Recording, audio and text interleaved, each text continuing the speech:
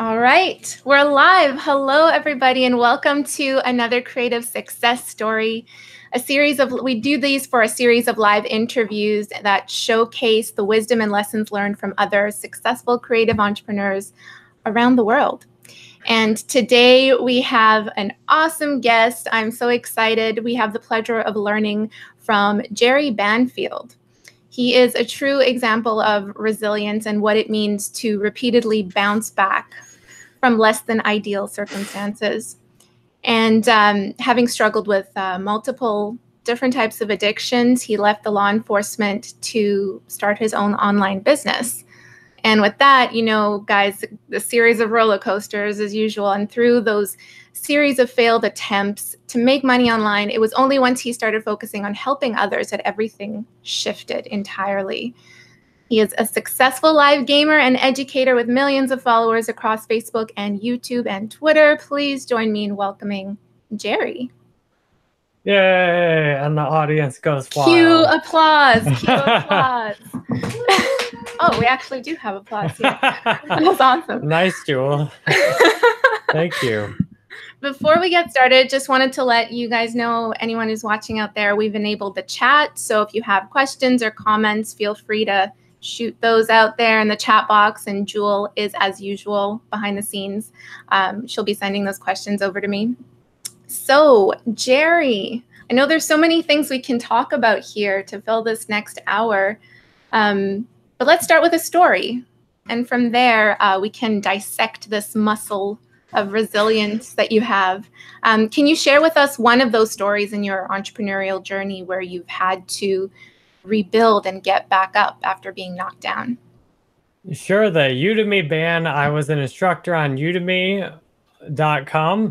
I had 10,000 reviews on my courses. I had hundreds of thousands of students. The income was anywhere from $1,000 a day when I got banned. Some months it was $2,000 or $3,000 a day. Things were going extremely well on Udemy. Tons of positive feedback from students and from most people in the community. And I had not received any official strikes under their discipline system. And one day they sent me an email saying final suspension for what they said was inappropriate co-instructor relationships, even though the policy they cited, I could not find where it could possibly be inappropriate, given I had videos in every single course I was an instructor on. And all of a sudden, the huge business, everyone working for me, all the ads in one email suddenly wiped out. My profile no longer works. No warning or anything. That was massive. And thankfully, I looked at that as an opportunity. I'm like, well, I've got enough money for the rest of the year. That was in June 2016. I'd paid off tons of debts and bills that I'd racked up.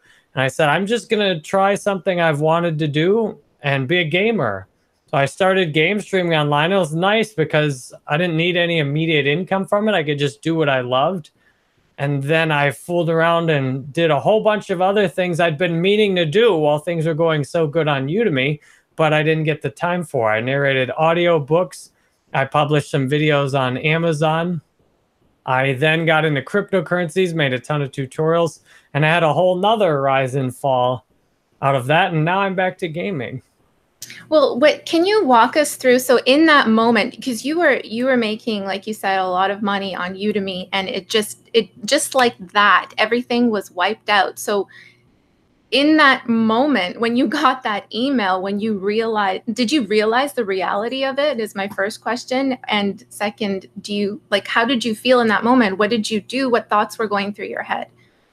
I actually got a text message from my friend Joseph Delgadillo. He's on Udemy. He's repeated what I've done for himself. He worked with me, and at the time he was doing everything behind the scenes. I actually got a text message from him first that was panicky. Like, did you see the email? Joseph never panics about anything. He's like, dude, you need to check your email right now. I don't know what's happened. And at first, I'm grateful my mother was actually visiting, because then it was hanging out with mom was the main thing I was doing. When I first got the email, it's kind of like, well, we can fight this. I can argue with this basically, and they'll turn things around. So I spent at least a few days trying to send emails And they said, no, we really mean this. They sent me an email saying we've uninvited you from Udemy Live also, and we're going to give you your plane ticket refunded for it.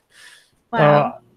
But immediately I started looking at it. I'm like, okay, this is massive. This is horrible, of course, but there's also a big opportunity here. Every bad thing comes with a corresponding good opportunity. So what was that timeline from when you realized the reality of, okay, they're not going to change their mind, to you having that shift of, okay, let's rebuild, let's start that over? I think it was just a few days from looking at the email, and when they sent me that reply email like 3 days after the initial one saying they weren't going to turn anything around, I started, okay, well, I've got a lot of free time now. I'm really excited to be able to fill it up with something new. And I'm amazed all the love and support I got from people that were mad I'd been banned, often buying courses off my website. It was a ton of outpouring of support. It was really nice. So do you think, so is it from past experiences that you were able to bounce back so quickly, or is it the support, or is it a combination of those things? Like, how did you within just a few days just decide, okay, well, let's start over, let's do something new? It's definitely experience and support, a combination. Having a very loving and supporting wife, Laura, at home, and a daughter, having my mom visiting. And I go to Alcoholics Anonymous every day. And I swear, just like the day before or something, someone had talked about losing their job in the meeting. Of course, I had no idea what was coming. And then I raised my hand. I'm like, I just lost my job, and essentially everyone that works with me's job today too. And I got a lot of great support at AA and in my family. And then from people online, I put a video up about it saying, hey, this is what happened. I also have a lot of experience. When even though I technically quit my job as a police officer, it was more like a nice firing. They were going to get rid of me. They sat me down and said, here's a list of problems we have. What are we going to do about this? I said I'd quit, but they said, good, because if you didn't quit, we were going to do it the hard way. Yeah. And I was so afraid of that happening because at that point in 2009, my whole last like 5 years had been devoted to getting the exact dream police job I had, and then I lost it. And the next day, I felt an immense relief. At first, I was all upset. Can't believe they did this. But the next day, I was like, thank God. No more court cases with all these people I arrested to worry about. It was like the weight of the world dropped off. So that was actually more traumatic than the Udemy thing. That was kind of like a blessing in disguise a little bit then. Yes, I realized that when you lose something, it also, clears out a big opportunity for you. And my dad died also before, and that was a massive loss, but then a huge opportunity. So the Udemy thing, like in the context of the rest of my life, wasn't that bad. So when you're in that moment of, okay, got to start over, do you, is it something that you complete, like you think of whatever you enjoy to do and then you start working on that? Or is it something that is related? Like you said, with the loss of Udemy, did you continue selling courses elsewhere? Did you continue doing that same thing, but just through different avenues? Or can you walk us through that?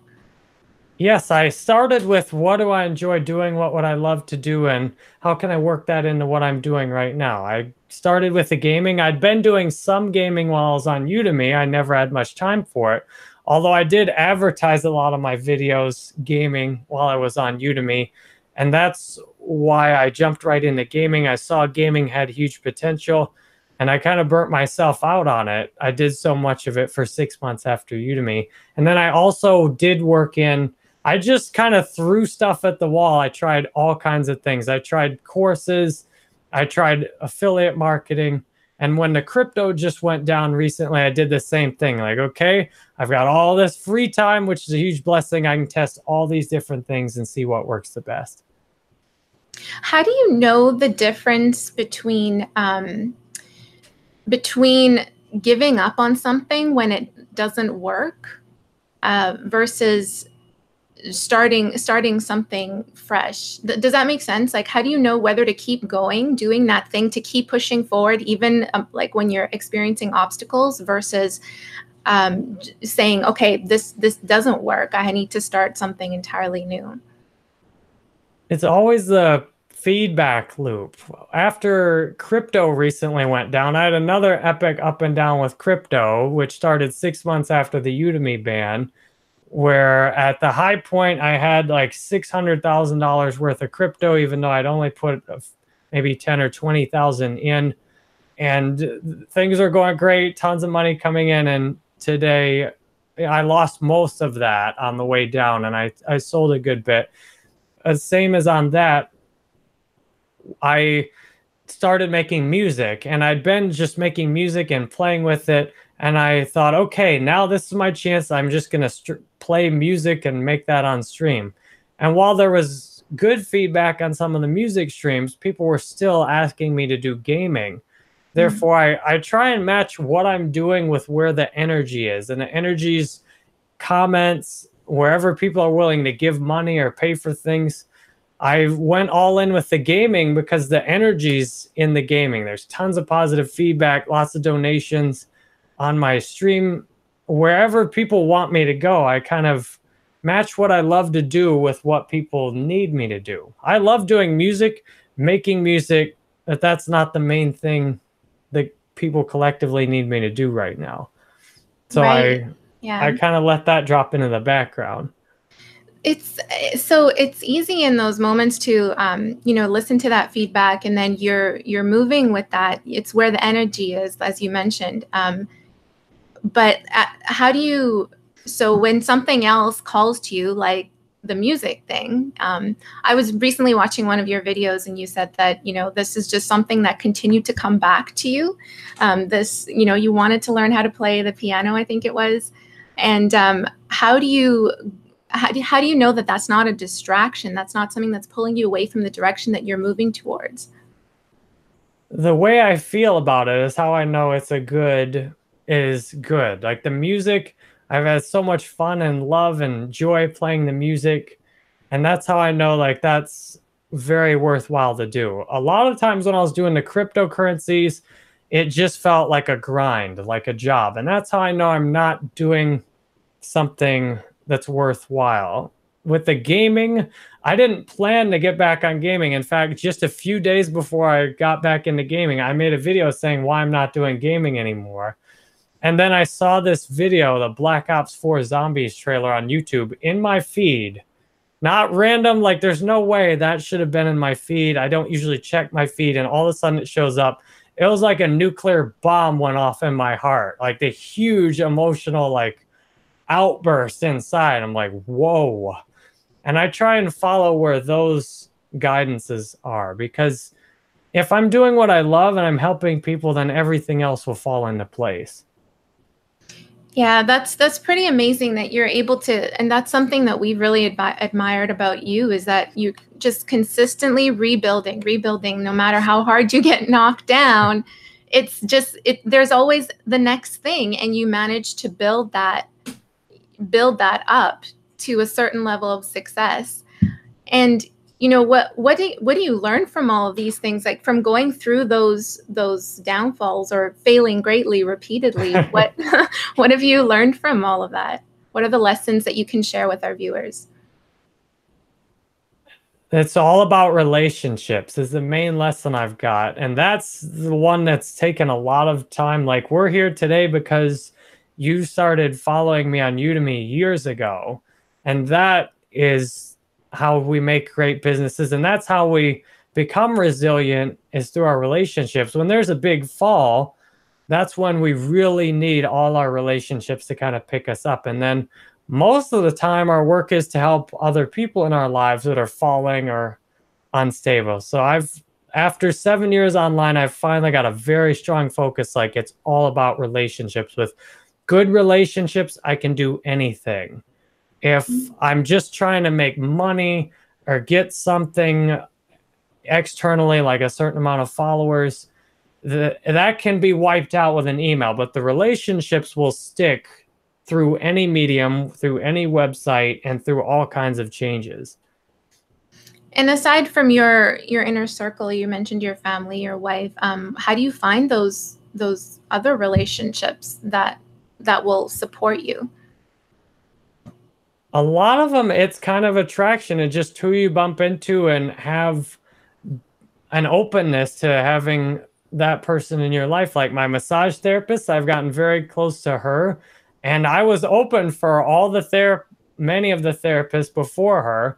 And finally, one really wanted to essentially do some work with me, like to talk about some of the hardest things in our lives and really share, the deep down of what's going on and be really good friends. And same thing online. Like I've just recently realized there's a bunch of people messaging my Facebook page. I get 10 or 20 messages every day. And I've been kind of looking at it like, oh, I got all these messages to respond to. And then I'm like, wait a minute, these are my relationships. A reply to these messages is some of the best things I can do to build my community. So it's a combination of where I go and who I bump into. And sometimes it's what I try to do is imagine what I will do for the other person. And sometimes it's vague. Like I imagine what the partner program would do for people in it, but I didn't specifically picture you being in it, but I pictured what it would do for you very clearly. Yeah, visualization is so powerful. It's what helps me get out of the downfalls as well, like visualizing where I want to be in that when I'm in that dark space, and it's an energy that pulls you right out. Cool.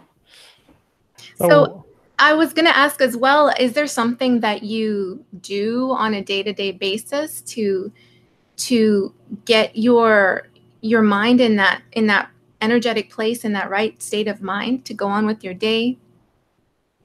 It's kind of a symbiotic balance of every single moment. It's like maintaining the state I want to be in. And the key to me is my whole life's about helping people and taking care of myself. There's nothing in my life I do that's like just specifically for me. I'm walking the dogs for my dogs. I'm walking to take care of myself. And when I'm taking care of well, I'm better available for others. My whole life, everything I do is about it. Some of the things that help a lot, I listen to the AA meetings I go to every day are really helpful for perspective. Sometimes, I'm pissed off because whatever new project I'm working on is not coming along fast enough.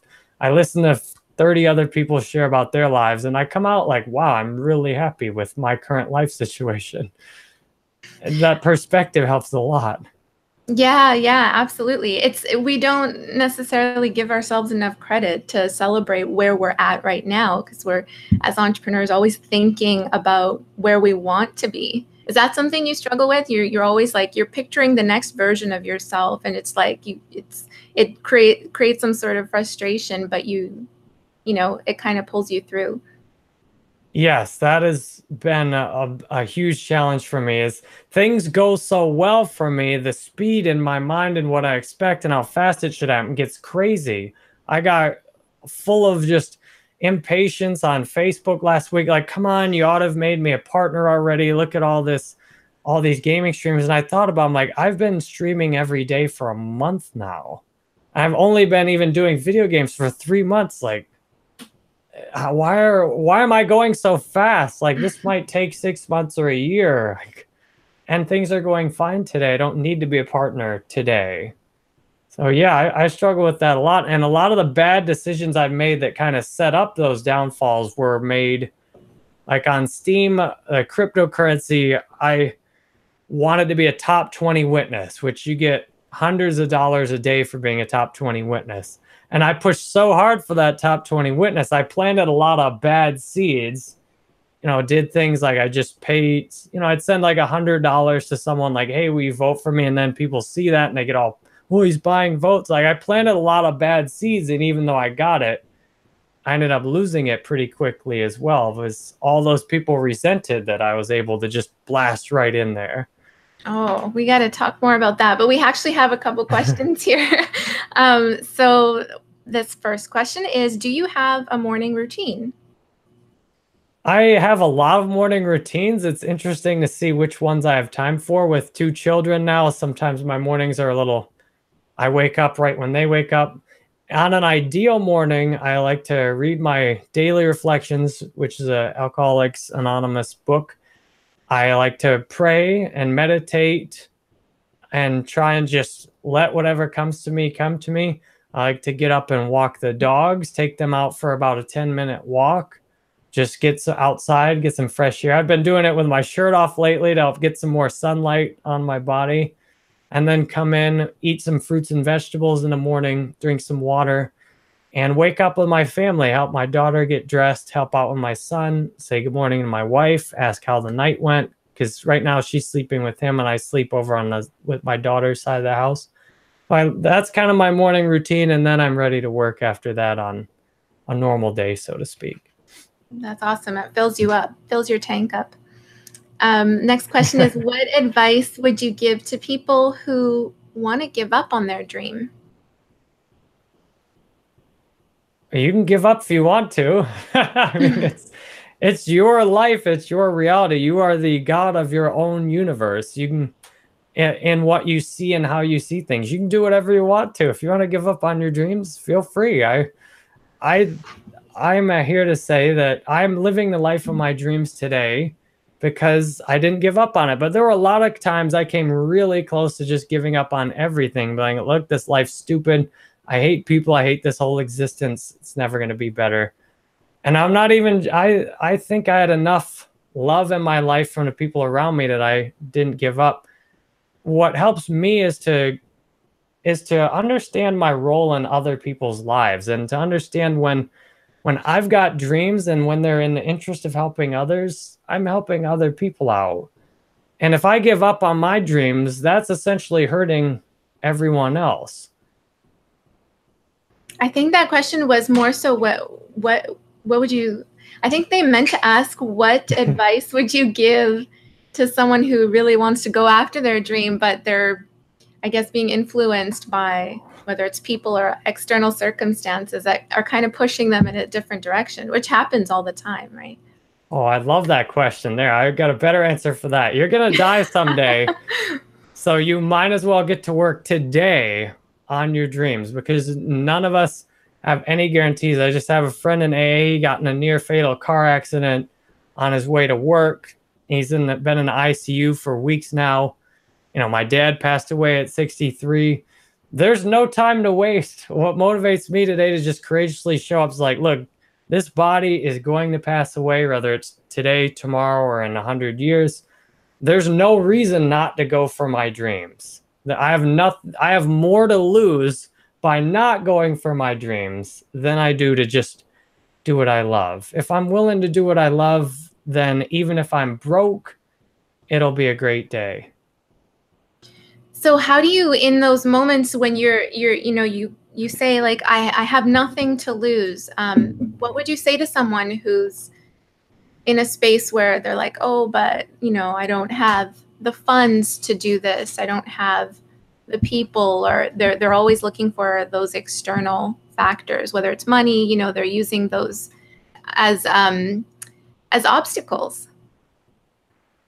There's two parts to that. Some of us set our dreams a bit too ridiculous. I've done it a lot, thinking about all these grandiose things I ought to have. When I set my dreams in terms of the difference I'm going to make in someone's life, then I see I don't need to try and hustle so I can get a Tesla for $150,000. If I can make a difference in someone's life, I'm perfectly happy driving my 12-year-old Corolla today. Therefore, a lot of the dreams we have need to be or can be modified. And a lot of us set our dreams up in things that we can't achieve today.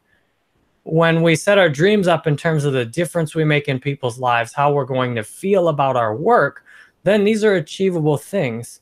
And once we do that, there gets to be this unwillingness to do anything else. Like I am not willing to work a job I don't like for money. I will sit on the corner and be a peasant before I go to work and do something I don't like for money. And when we set our dreams in terms of what we're going to give to others and how we're going to feel about our work, we often get a new perspective and say, okay, maybe I don't need $10,000 a month to travel the world. I talked to a guy and he wants to go live somewhere and he's like, it's so cheap to live there. I'm like, why don't you sell your car and go live there right now? Well, I can't do that. Most of us block our own dreams from happening we think they have to, a vague picture of our dreams that's emotional based and what we're going to give others makes them achievable today. When we get too concrete with things, like I want to have a wife that doesn't have any student loan debt, who's just a perfect 10 and looks, like the more specific you get with things, the more it kind of becomes frustrating to achieve it.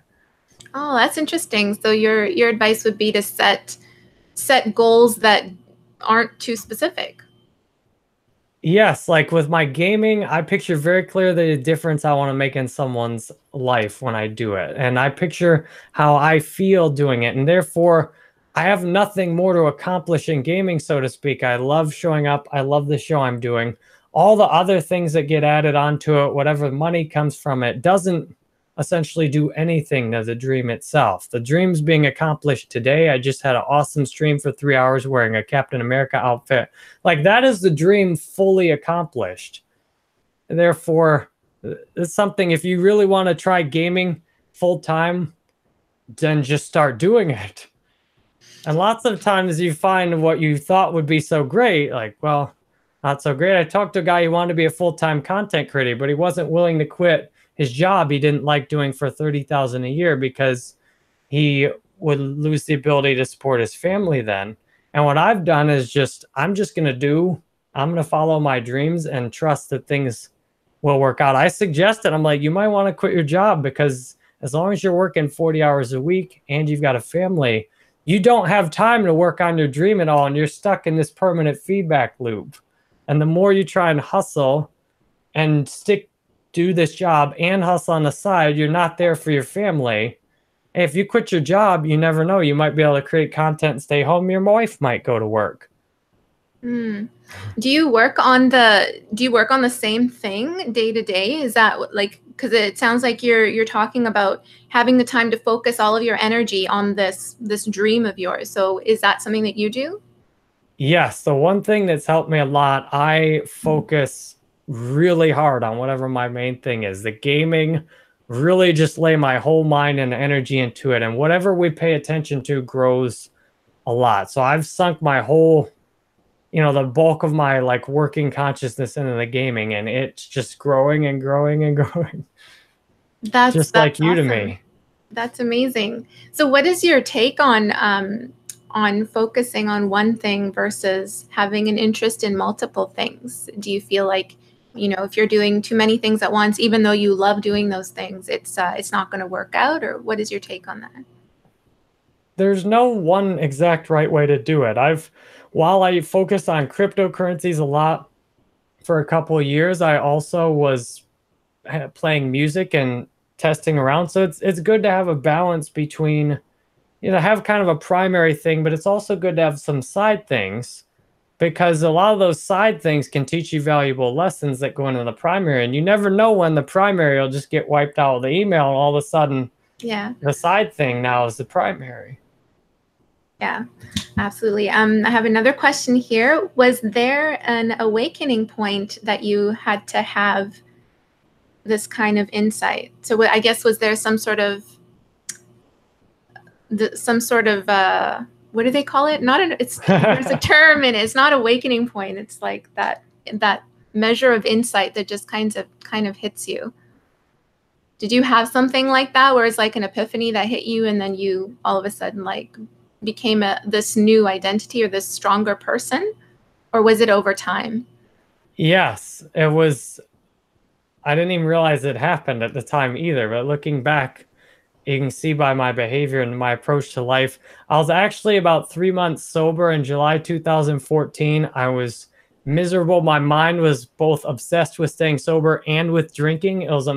It felt like there were two of me. Like literally every decision was just, we're going to do this, that. I was miserable. I wanted to drink and stay sober really bad. And one day I had negotiated both parts of me, like, okay, we need the house to get some liquor or to go to personal training, but let's just leave the house. Okay. And I'm like, okay, I'll go to liquor store after personal training. Well, no, I'll get a massage. So I'm like negotiating all these things, like two of me, like left and right hand are disagreeing, but like trying to get. So I end up in front of this Massage Envy, which is right next to the liquor store, because both parts of me negotiated, all right, liquor store is right there. We'll go to that parking lot. Massage Envy's right there. That parking lot's the place to be right now. And I'm sitting there just with this horrible split in my mind. And I realized the one thing we all agreed on in my head was fear. I was terrified to go in a liquor store, and I was surprised. I was also terrified to try something new. And I'm like, okay, I'm just gonna go in this Massage Envy and try it. I thought all these dumb thoughts about things. And I went in there, I got a great massage, and my mind actually was quiet for a while. And I got some thoughts that felt like they were original thoughts, even though, it was like read the Alcoholics Anonymous book, go to more meetings, and get a sponsor, like, stuff I should have heard after 3 months. But I'm like, wow, there's something new in here. And it's like, at that point, it's like my old consciousness kind of died. All my ideas, like who I was, just fell apart. And I got to kind of start over again. And my wife said, thank God you were so much more relaxed after that first massage. So it's like I kind of, whoever I was before, like passed away, and I've got a chance to rebuild. And the conscious awareness, like to me, that feels like I went through death, because all the stuff that goes on in my mind's different.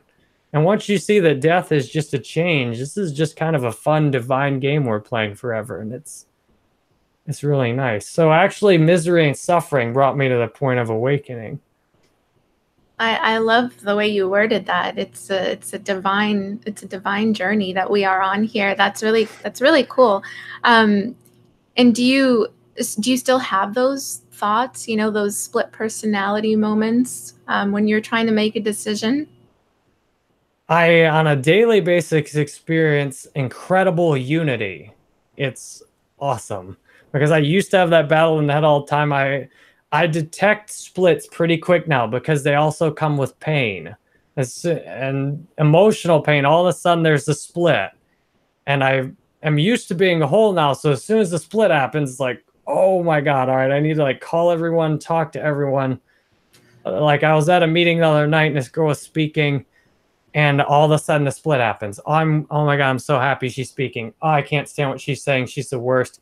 And like that, the two consciousness is active, and I get to work praying and talking to people and asking for help. And then usually some kind of understanding just comes, like in that case, after 6 or 8 hours of the old kind of back and forth in the head, all of a sudden I heard this voice is like, I'm picturing for hours what I'm going to say to her after I'm going to tell her this and that. And all of a sudden I heard this little kind of quiet thing, like, do you want to hear what I'd say? I'm like, whoa, yes. And for 3 to 5 minutes, I heard what she'd say, or I imagined or visualized what she'd say to me. And then the split was gone. It's like, okay, everything's fine. I guess the split happens whenever I really don't like something, the split happens. Wow. And it's such a strength to be able to recognize that, because it becomes so common in our minds that we just don't, it just seems like another, like, just moving your hand. It seems like natural. Just those thoughts pop into your head. You're not aware that they affect your day, and your thoughts affect your actions, your behaviors. So that is quite a strength to be able to recognize that and to be able to quiet it down. How did you manage to learn that? I'm not sure. I've read a lot of books, and recognizing it and praying helps a lot. Talking to people about it. Often that's actually a call to action, that I need to understand something or learn something. So as soon as it happens, I'm like, what do I need to learn? What do I need to learn? This is a lesson. It's a test. Let's go. What is it? What is it? I see that these are calls to action, often to think a little bit, to open my mind a little bit, or change my perspective. And ironically, I think sometimes I ought to look forward to bad things happening, because it usually helps me adjust to wherever I need. Whereas things are going good, why change anything? Amazing. What books are you reading now, Jerry, or what books would you recommend that you have read in the past? Wayne Dyer, I'm going through a bunch of his books. I'm in the middle of I Can See Clearly Now. I'm enjoying that. I'm also reading on Kindle, make sure to get the name of it right. It's Love, Medicine, and Miracles, Lessons Learned About Self-Healing from a Surgeon's Experience with Exceptional Patients. I've got about 3/4 of that one done. Amazing stories about dealing with cancer patients and survivors, and a lot of the same kind of things. Like, it's your choice as a patient how you respond. The Power of Now was really helpful. By Eckhart Tolle, I got that right when I was ready for it, and that helped me right after that shift, I guess I talked about before. I read The Power of Now right after that, and it really cemented like a new consciousness in. And just keep reading all the time. I heard myself lying to my mother one night, or my friend saying, "Oh, I don't like reading anymore." And as soon as it came out of my mouth, I'm like, that's not true. I do love reading. And I'd been saying I didn't like reading for years, and I'm like, I'm done with that. I love reading. I try and always be reading new books. Yeah, that's exactly what happened to Jewel, actually. She was someone who used to always say, "I hate reading. It makes me dizzy." I can't. She would come up with these crazy excuses, but it was really just a mindset shift. And I mean, if we digest information in so many different ways, so if it's not something that you enjoy, like holding a book, which is, I'm very much like, I need the book, as opposed to a digital Kindle or something like that. But there's ton of amazing resources out there, videos, documentaries, that we can absorb that information. Watching interviews like these too. Also, Brian Weiss, I think his name is. He does a lot of past life regression books. I just went through all of his books. Those are really good. It helps. The stories in there are incredible. People remembering like medieval battles and dying on the battlefield and ascending to heaven, like with the person. There was a one medieval battle scene. These two guys killed each other, and they fell down like looking in each other's eyes, like as they died. And then their souls, like there were all these blue souls rising up over the battlefield into heaven. It's like, wow, there's things in books. You can get answers to all the questions you have in books. Wow, what's the title of that book? I haven't heard of it. The first one is Many Masters, Many Lives. That's the beautiful thing is, the guy who wrote it was so skeptical. He thought all this was BS. And he got a patient. He just could not deny what was going on with her. A patient that knew details of his life that there's no way she should have been able to know. I love it. So he turned, like a big awakening happened with him, and he kind of turned his whole career into this now. So I love those books. A conscious awareness of our immortality helps a lot. Absolutely. Amazing. Thank you for that advice. There's another question that I had for you that applies to a lot of artists and creatives, and that's typically our audience, creative entrepreneurs that are on this channel here. And it has to do with resilience too. A lot of creative entrepreneurs, including myself, I've experienced this. We compare ourselves to others. We compare ourselves to other people who are in that same field, and we look at them and kind of use that as a yardstick for where we are. And so much negativity comes with that.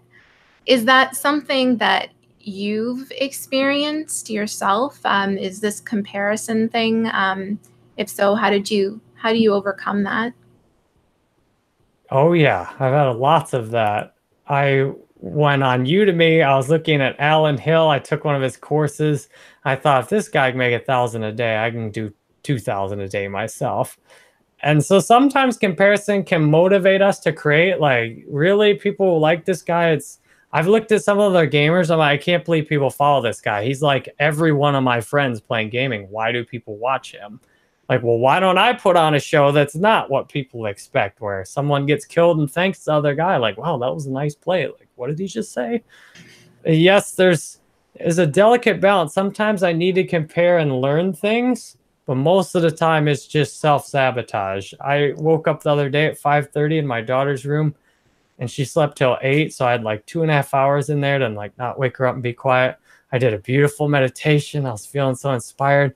Got my phone. I'm like, maybe I should see how other people are gaming. Take a look on Facebook. After 20 minutes of that, I felt like absolute crap. Everything I was doing wasn't good enough. So impatient. And again, I went right to pro. Like, God, all right, I see what I did there. I bet on that. And like, all right, why don't you focus on what you're doing? I think you've looked at what other people are doing enough to see how to make a good show for yourself. So there's a delicate balance. What helps me a lot is to realize you wouldn't be happier in anyone else's position. And it is a beautiful thing to start out online. No one's following you. You can do whatever you want. There's no pressure. There's no expectations. When you've got a lot of people following you, there's a lot of expectations. There's massive failures that come out in front of everyone when things go wrong. There's a ton of self-expectations like, hey, why shouldn't I be able to, live stream on PlayStation and Xbox in the same stream? So it's helped me a lot to see that you won't be happier. I noticed that on Udemy, there was a lot of things nice about getting started, that when things are going really well, people want stuff out of you all the time. Can you do this interview? I'm very grateful to be here and have set up a system today that lets people through that I really want to work with. But that has been a consistent growing pain. Like, how do I keep all the people out I don't want out? And how do I set up a system so I don't keep everyone out? It helps a lot to see that it won't be if you don't like where you are, hustling hard to go somewhere else, you'll just realize you're still in the same place. It just looks nicer. And there's nothing like being in somewhere beautiful and feeling miserable. Yeah, absolutely. There was a video that you released talking about that very thing, when you were talking about how when you achieve a certain level of success, it's almost like you're excited at that moment, but you also experience this fear because you don't want things to go wrong. Does that come from because of the past experiences that you've had with Udemy and everything, that you're always thinking in this way? I'm not sure. What I do know is that all of it will be wiped away eventually. Every new thing I get is something I'm going to give up at some point. Every follower I get will be lost eventually. There's kind of a sadness almost of getting stuff and like, well, I'm like, even having children, like I love my children, but I'm going to need to give them up someday. Whether I'm die on them or they die on me. Like, there's everything you get in life, you got to give up at some point. So it seems like it's this acceptance state. You've already accepted that whatever you receive, whatever you attain in life, it's not even really there, because you can just lose it, and it's just a matter of time. Yeah, or it wears out. I bought a new car when things are going really well on Udemy. A $900 a month payment didn't seem like a big deal when making $1,000 a day. And now the car is paid off, and it's 2.5 years older now. It's like what once was the brand new car has now gotten to be commonplace. Anything you have, it grows old and changes. Yeah, absolutely. Yeah, it's that whole thing of renewal. It's like in those moments when it's not going your way, things are taken away. It's that renewal point of, okay, well, let's start fresh. And whatever I attain in this next level in my life, I'm going through that. I'm starting that process knowing that it might be all taken away from me, but I'm going to do my darndest to try and grow this thing. Yes, and the reincarnation idea really helps me too. Am I working on a world that I'd be happy to come back from with no particular memory of this body? That helps me a lot, because then I kind of get a sense of what's worth doing and what's not worth doing. And that helps me to remember and think of other people also, because then it's not about this particular body. Like, do I want to be on the other end of whatever this thing's doing today? And that gives me kind of a peace with where I'm at. But yes, as soon as I start comparing, that generally goes downhill quick. Do you think of what you're doing now as a form of leaving a legacy on this planet? I hope so. I hope it's helping people and inspiring. So I hope so. I just thought of that because of what you were saying with, leaving your body, and that but at the same time, if you are thinking of this, thinking of leaving a legacy, that could also be perceived as this bigger goal, this huge dreams that we were talking about in the beginning of the video. Yeah, it's like, how would I like to leave the world after I've departed it? What can I contribute that, would do good for a long time or make a big difference in someone's life today? A lot of us think so much in terms of quantity. You can have 1 million, 2 million followers and make almost no difference in people's lives. Like, so what? They grinned a little bit once. But you can make a massive difference in one person's life, and that person can make a massive difference. I've had people that have made huge, just absolute like divine intervention in my life, a bunch of them. And would I be here without them? I don't know. So it's about, there's a kind of quantity and a quality component to everything too. Amazing. So what's next for you, Jerry? I'm not sure. I've been surprised by a lot of things. I didn't set out 7 years ago when I started my business to teach online. I didn't set out to do gaming online. I didn't picture making music online. I didn't set out looking for cryptocurrencies. A lot of the things that have came to me are just kind of placed in front of me when I'm ready. I imagine for now, lots more gaming on Facebook. That's going really well. I try and write descriptions that are helpful for people every day. I try and inspire the people who weren't looking for it, but when it's right in front of them, will take it. Amazing. That's cool. It sounds like you're someone who really goes with the flow. Whatever is coming into your reality, if you feel that energy pulling you, then you go in that direction. It makes it kind of scary too, though, because I realize anything new could come in. I could easily just drop whatever I was doing before. So it kind of gives this little uncertainty or instability with it. It makes it fun, but a little scary too. That's the entrepreneurial journey. It's the advantages are the disadvantages. The freedom is the fear, but it's what we go after, right? It's exactly it. Jerry, thank you so much for talking with me today. We're coming up on the last few minutes here of the hour. Any last things that you want to share with our viewers? Well, I feel like this has been one way. I'd really like to get to know you a whole lot better. This felt kind of awkward to me to just talk about me so much. It helps a lot to really get to know everyone around you. Everyone you come across can help you a whole lot. And having a genuine curiosity, you won't believe what people have been through and done that could help you. So I'd like to know, what would you like to share with us? Amazing. Well, through these interviews, the reason why I'm doing these creative success stories is because I believe there are so many people on this planet that have gifts and they're untapped and people aren't using them. And at the same time, there are also all these other people who are using them, who are succeeding with them. And I want to connect those. I want to connect those two groups of people so that, people can see that it's possible, it is real. We create so many obstacles and boundaries in our heads and think negative thoughts all the time, and it becomes habit.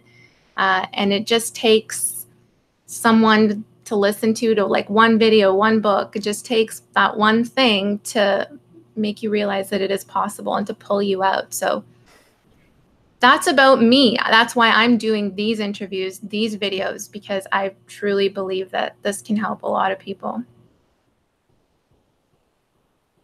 Well, I love hearing that. I can see why we're here. We're on the same wavelength. Yeah, absolutely. One more question before we leave. What is your shirt about? Can you explain that? This is my shirt says 0 = 1. It's the title of my most recent album on iTunes and Spotify. It's all electronic music. And I totally ripped the idea off of Deadmau5, who said in his masterclass that he totally just steals stuff. Don't even copy stuff, just steal it. So he called it his album While One's Less Than Two. So I called mine 0 = 1. Just, everything is nothing. One of those little quirky things. That's awesome. I like it. Great. Well, thank you so much for being here, Jerry. And thank you guys out there for watching this. Please leave your comments down below this video. If there's anything you want to ask either of us, we are here to answer your questions. And also, watch some of the other interviews that are on this channel. We've interviewed Evan Carmichael, Daniel Laporte, some amazing other creative entrepreneurs, all wanting to share our wisdom with you guys. So thank you so much for being here. And Jerry, thank you. I appreciate you being here. I know some videos I want to watch now. I'm going to watch some of those other ones. Awesome. Awesome. Have a great day, everybody, and we'll see you soon. Bye.